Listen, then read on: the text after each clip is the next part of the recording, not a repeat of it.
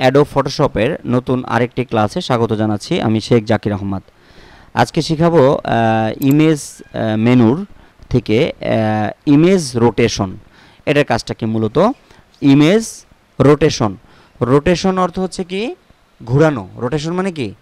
ঘোরানো। বিভিন্ন অ্যাঙ্গেলে আমরা এই ছবিটাকে ঘোরাতে চাই। তাহলে বিভিন্ন অ্যাঙ্গেলে যদি আমরা ঘোরাতে চাই তাহলে কিভাবে ঘোরাবো? এখন এই ছবিটা আমরা দেখছি, এটা হচ্ছে বাম দিকে তাকিয়ে আছে, আমাদের হাতের বাম দিকে তাকিয়ে আছে। এখন এটাকে যদি আমরা ঘোরাতে চাই তাহলে আমরা চলে যাব প্রথমে ইমেজে, তারপরে চলে যাব ইমেজ রোটেশনে, তারপরে চলে যাব ফ্লিপ ক্যানভাস হরিজন্টাল। এখন কিন্তু ওর লুকটা ডান দিকে, এটা ছিল প্রথমে বাম দিকে, এখন চলে আসছে ডান দিকে। যেটা আমরা থাম্বল করানোর সময় অনেক সময় দেখা গেলো একটা ছবি ইউজ করছি থাম্বলের মধ্যে, ওই থাম্বলের মধ্যে অনেক সময় বাম দিকে দিতে হয় চেহারা, অনেক সময় ডান দিকে দিতে হয়। তখন আমাদের এই ফ্লিপ রোটেশনের যে কাজটা, তখন কিন্তু এটা দরকার হয়। কোন দিকে ঘুরাই দিব আমি? তাহলে মানুষ দাঁড়িয়ে রয়েছে এইদিকে, আমি তো এদিকেই ঘুরাই দিতে হবে ওকে, এদিকে ডানে অথবা বামে। তাহলে আমরা খুব সহজেই একটা ছবিকে কিন্তু আমরা রোটেশন চেঞ্জ করতে পারি। একটা হচ্ছে ফ্লিপ ক্যানভাস হরিজন্টাল, ঘুরে গেল বামে। আবার যদি রোটেশনে গিয়ে ফ্লিপ ক্যানভাস হরিজন্টাল দিই, এটা চলে যাবে বামে। আচ্ছা, এবার আসি, ছবিটা এখন এই দিক থেকে নিচের দিকে দিতে চাই। মাথাটা নিচের দিকে থাকবে, পাওটা উপর দিকে থাকবে, ঘুরাই ফেলতে চাই। আমরা অনেক সময় ক্যামেরা দিয়ে যখন ছবি তুলি দেখি যে মাথাটা নিচে চলে গেছে, পাওটা উল্টা হয়ে গেছে, উল্টায় রয়েছে। তো যদি উল্টায় থাকে তখন এটাকে আমরা আবার 180 ডিগ্রিতে ঘুরিয়ে এটাকে আমরা আবার সোজা করে ফেলতে পারি। 180 ডিগ্রিতে ঘুরতে হবে। তাহলে 180 ডিগ্রিতে ঘোরানোর জন্য ইমেজ রোটেশন 180 ডিগ্রিতে ঘুরাই দিব। মূলত সোজাটাকে তো আমরা ঘুরাই না, যদি উল্টা থাকে তাহলে আমরা এটাকে সোজা করি মূলত। তো এই যে উল্টা রয়েছে, একটা ছবি তুলছো ক্যামেরা দিয়ে বা মোবাইল দিয়ে, তুলছোই উল্টা, কিন্তু ছবিটা খুব সুন্দর হয়েছে। এখন এই উল্টা ছবি তো যেহেতু সুন্দর হয়ে গেছে, সবসময় ছবি তুললে সুন্দর হয় না, অনেক সময় উল্টা ছবিটা তোমার ভালো লেগে গেছে বেশি, ওটাই রাখতে হবে।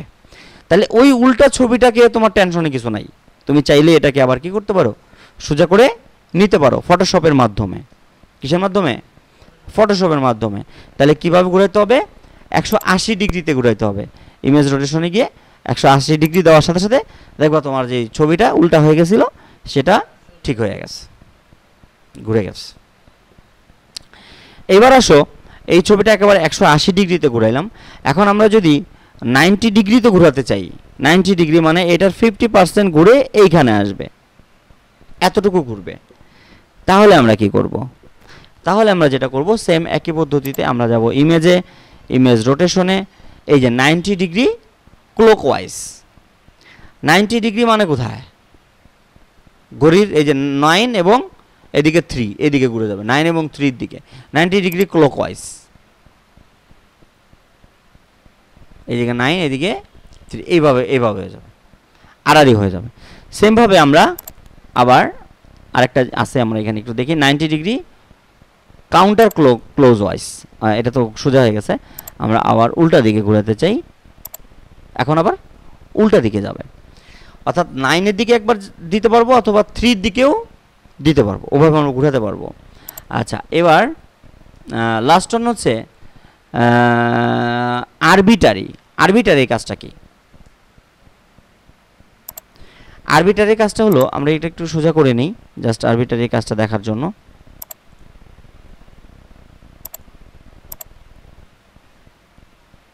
আচ্ছা, আমরা একটা ছবিকে বাঁকা করে এটাই দেখি। হ্যাঁ, মনে করো এই ছবিটা এরকম না, ধরো স্ক্যানিং করার সময় এরকম হয়ে গেছে, আরে মনে হয় চাইছি এমন করে, এমন হয়ে গেছে, ছবিটা বাঁকা হয়ে গেছে। স্ক্যানিং করার পর সময় ছবিটা বাঁকা হয়েছে। এখন এটাকে আমি সোজা করব। সোজা করার জন্য আমরা চলে যাব কোথায়? মেজার টুলে। এই কোন টুল?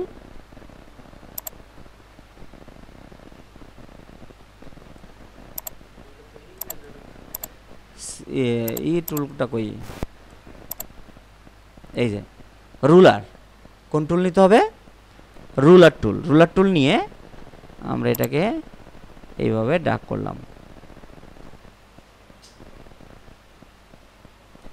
ড্র্যাগ করার পরে এটাকে আমরা এখন ইমেজ রোটেশন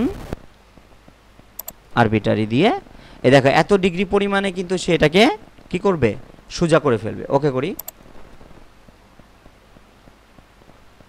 কি করেছে, সোজা করেছে। এখন আমি আবার এখান থেকে যে এইভাবে সোজা করতে চাই, ইমেজ আরবিটারি,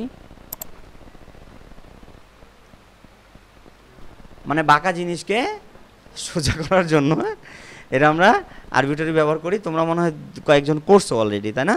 সোজা করার জন্য আমরা এই জিনিসটা ব্যবহার করব। অথবা দেখো আরেকটা পদ্ধতি আছে, কন্ট্রোল টি দিয়েও কিন্তু এটাকে কি করা যায়,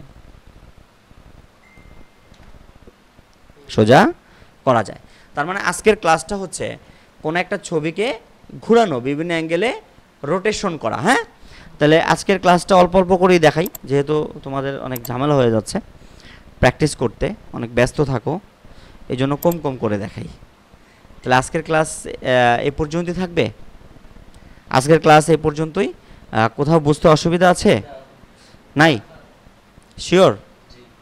আচ্ছা, ধন্যবাদ আজকের ক্লাসে যুক্ত থাকার জন্য। আবারও নতুন কোনো ক্লাস নিয়ে হাজির হয়ে যাব আমি, শেখ জাকির আহমদ।